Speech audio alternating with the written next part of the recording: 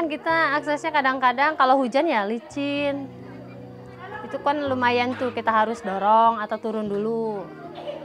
Soalnya kalau kita maksain biasanya ibu suka jatuh.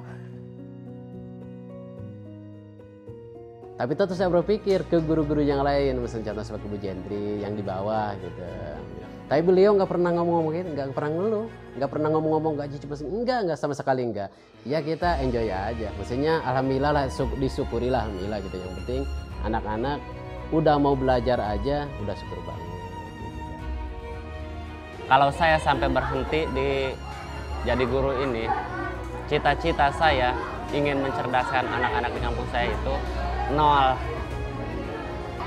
Berarti gagal gitu. Kan waktu itu ada pengecoran, jadi ibu lewat atas, jalan yang atas. Waktu itu jalannya licin, malam-malamnya hujan, turun hujan. Jatuh, nggak ada orang, mau nangis. Gimana?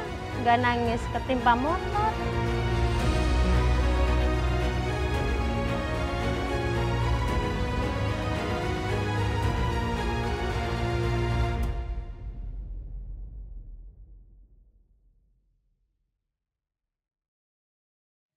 Sebelum fajar menyingsing, tim kami segera menuju ke tempat tinggal satu-satunya guru honorer perempuan di SDN Kaduseu kelas jauh. Perjalanan ini tidak mudah, dikarenakan medan jalan yang cukup ekstrim bagi orang awam seperti kami. Tidak adanya jalan untuk kendaraan roda 4 turut menjadi tantangan. Oleh sebab itu, kami meminta bantuan dari warga lokal untuk membantu ekspedisi kami. Jalanan yang gelap dan berlobang membuat kami bertanya, mengapa beliau masih bertahan mengabdikan diri pada sekolah ini?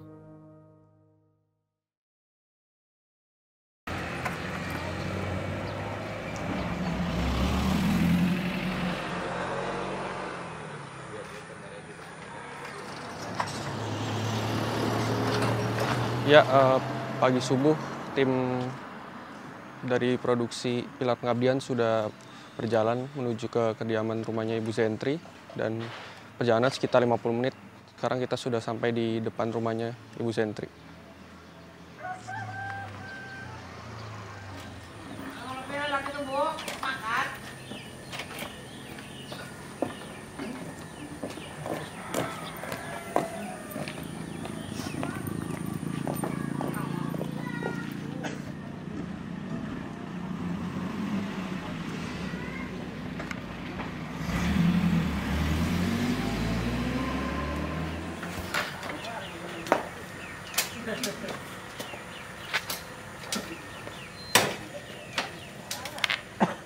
Nama saya Jentri Hartanti. Alhamdulillah saat ini saya sudah berkeluarga dan memiliki 1 orang anak. Di sini saya sebagai guru honorer. Sebelum jadi guru, pendidikan terakhir ibu S1 PGSD, perguruan guru sekolah dasar. Untuk akses jalan dari rumah ke sekolah lumayan cukup ini ya Kak, akses jalannya tuh dari 2017 jalan tuh cuman buat motor aja Kak, jadi nggak bisa masuk mobil. Durasi jalan dari rumah ke sekolah sekitar 30 menit, itu paling cepet ya. Kan kita aksesnya kadang-kadang kalau hujan ya licin, itu kan lumayan tuh kita harus dorong atau turun dulu. Soalnya kalau kita maksain biasanya ibu suka jatuh. Kalau total sekarang Kak, gurunya ada 5 sebetulnya, ada 5 Kak, ada 5. Terus saya, Bu Jentri, Pak Abed, Bu Hera dan Bu Putri. Karena medan jalan yang jauh Kak, beliau diinduk sekarang Kak, masih diinduk kita. Boro-boro mobil, motor juga harus pakai, kalau hujan pakai apa? Banyak itu pakai rantai, harus kayak gitu. Karena masih tanah, supaya bisa naik ke sini. Itu nggak bertahan lama. Yang ngajari sini kuatnya itu paling 2 tahun guru-gurunya gitu, nggak lama Kak. Saya juga nggak bisa maksa kayaknya, walaupun beliau ngomong. Tadinya saya tahan semenjak tahan, nggak inilah gitu. Kita harus tanggung jawab. Akhirnya ya karena nggak bisa ditahan, saya juga nggak bisa maksa loh. Kalau guru kan itu harus benar-benar keinginan pribadi sebetulnya gitu Kak. Karena kan kalau ada pemaksaan itu jadi repot untuk tanggung jawabnya kayak gitu. Perjuangan seorang Ibu Zentri merupakan salah satu bukti bahwa kesejahteraan guru di Indonesia belum merata. Melalui data dari IDEAS pada Mei 2024 tentang survei kesejahteraan guru, sebanyak 74,3% guru honorer di Indonesia masih memiliki gaji di bawah 2 juta rupiah. Sedangkan untuk guru PNS di Indonesia, masih ada sekitar 42,4% guru yang memiliki gaji di bawah 2 juta rupiah. Pernah suatu ketika ibu, kan waktu itu ada pengecoran, jadi ibu lewat atas, jalan yang atas. Waktu itu jalannya licin, malam-malamnya hujan, turun hujan. Jatuh, nggak ada orang, mau nangis. Gimana? Nggak nangis, ketimpa motor.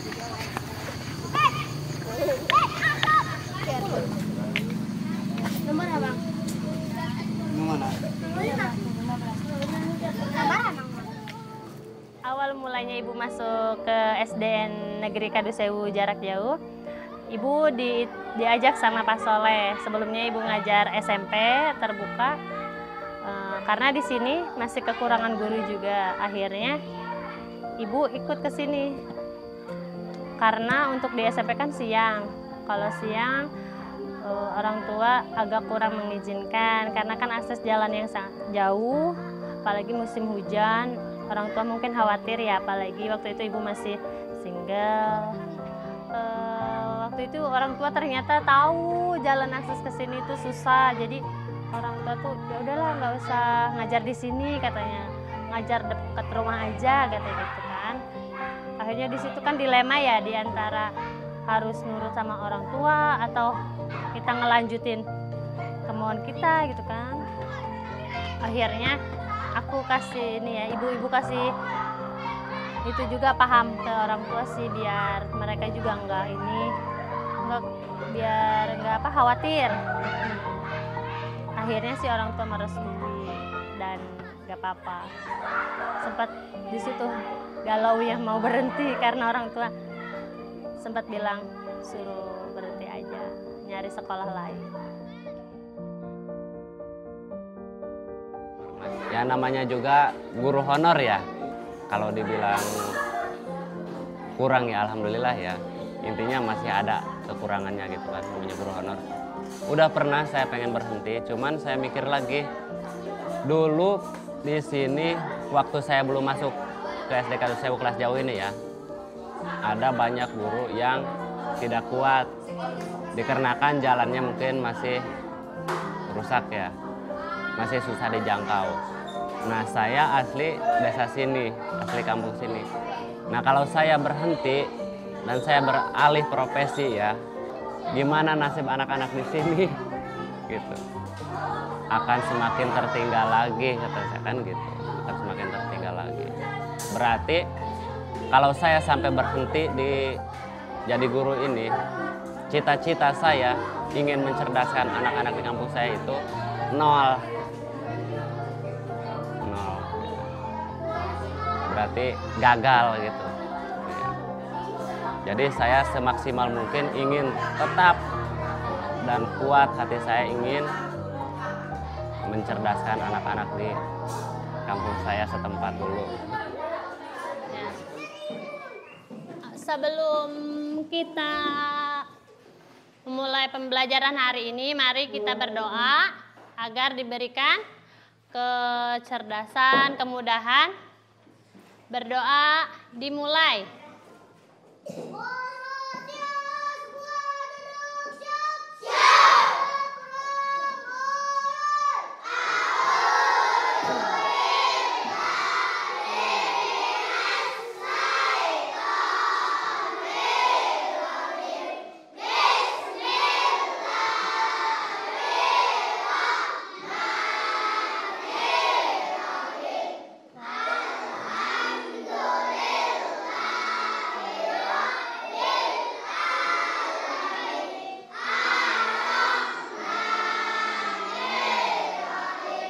Selamat pagi. Apa kabar hari ini? Alhamdulillah, luar biasa. Allahu Akbar. Sudah siap? Masih semangat? Baik. Sebelum kita memulai, Ibu absen terlebih dahulu ya. Ibu ngelihat anak-anak yang semangat tapi nggak ada gurunya gitu. Ngebayangin kita mau belajar tapi nggak ada gurunya gimana gitu loh. Jadi dari situ Ibu tersentuh gitu. Sebelum jadi guru juga Ibu sempat tuh waktu SD diajak sama guru waktu SD, tapi di kampung sebelah. Jadi ngelihat, ih kok anak-anak seusia Ibu masih jalan-jalan gitu ke kebun, main bola, kok di sini nggak ada sekolah ya. Jadi Ibu mikir, ih nanti pengen deh suatu saat pengen jadi guru terus di sini. Nggak taunya ditulisin ya mungkin sama Allah. Akhirnya jadi di sini. Untuk di sini dibilang sejahtera ya belum, tapi dibilang belum ya alhamdulillah aja lah, disyukuri. Karena kan namanya sifat manusia ya pasti nggak cukup gitu kan. Tapi kita semua di sini alhamdulillah disyukuri aja sih. Kalau gaji guru honorer ya, kalau dulu kan waktu saya masuk ke sini, ya, paling gede itu 200.000 ke 1 bulan. 200.000 karena saya waktu itu 3 bulan sekali kasihnya 600. Per 3 bulan. Tapi bersyukur banget karena saya kan sebelumnya nggak pernah megang duit kayak gitu. Nggak pernah, maksudnya dihitung sama saya 200 itu gede banget. Di situ udah saya bersyukur, alhamdulillah. Berarti bukan hanya sekedar impian. Sekarang saya kenyataan nih megang duit 400.000. Alhamdulillah. Terus sekarang alhamdulillah 1.517.000. Mungkin sesuai dengan murid juga. Itu kan bisa dibayangkan. Sekian banyaknya murid, guru cuma 3, gitu aja kan. Satu guru megang 2 kelas kayak gitu aja gitu. Kalau terhitung saya bersyukur banget alhamdulillah, walaupun isinya cuma 1.517.000 gitu. Karena kan saya nggak terlalu jauh dari sini. Tapi tetap saya berpikir ke guru-guru yang lain, misalnya contoh seperti Bu Jentri yang di bawah gitu. Tapi beliau nggak pernah ngomong-ngomong gitu, nggak pernah ngeluh, nggak pernah ngomong-ngomong gaji cuma enggak sama sekali enggak. Guru-guru yang lain termasuk saya nggak pernah gaji kita segini ya, nggak pernah ngomong ke kamu kayak gitu, enggak. Ya kita enjoy aja, maksudnya alhamdulillah lah, disyukurilah alhamdulillah gitu. Yang penting anak-anak udah mau belajar aja udah syukur banget gitu kan.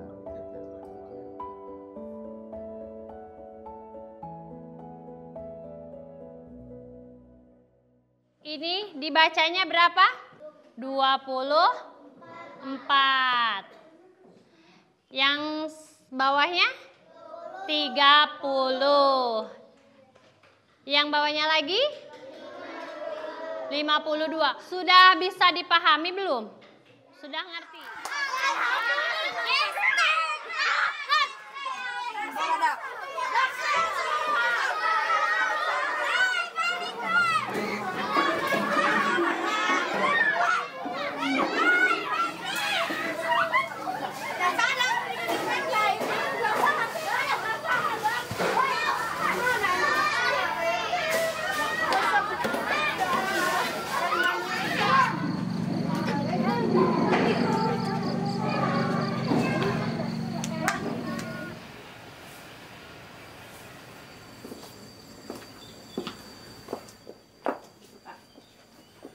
Pak Abed, Bu Sentri, pamit dulu, mau pulang. Makasih banyak udah. Makasih banyak Ibu ya. Makasih Pak. Sama-sama. Iya. Hati-hati nanti ya. Iya.